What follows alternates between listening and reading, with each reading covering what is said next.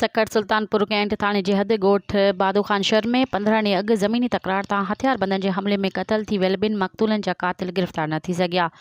ॻोठाणनि पारां पुलिस ख़िलाफ़ एहतिजाजी मुज़ाहिरे।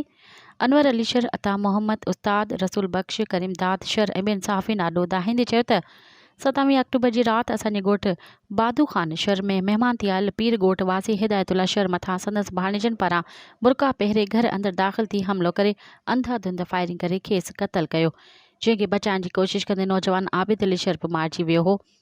ॿ ॼणा अता मोहम्मद ऐं मोहम्मद उमर शर ज़ख़्मी थी पिया हुआ, जिते हमलो कंदड़ जवाबदार फरार थी विया, जंहिंजी गिरफ़्तारी लाइ पुलिस कख बनी ॿेड़ो नाहे कयो। हुननि चयो त जवाबदार अयाज़ शर, असगर अली, राज़ मोहम्मद ऐं ॿियनि बासरनि जी मदद सां सरेआम घुमी रहिया आहिनि ऐं मुख़्तलिफ़ क़िस्मनि जा ड्रामा रचाए केस तां हथु खणण लाइ असांखे धमकाए रहिया आहिनि। हुननि SSP सक्कर, DIG सक्कर, IG सिंध खां मुतालबो कयो त 2 शहीदनि जा क़ातिल गिरफ़्तार कया वञनि, ॿी सूरत में एहतिजाज जो दाइरो वसी कयो वेंदो।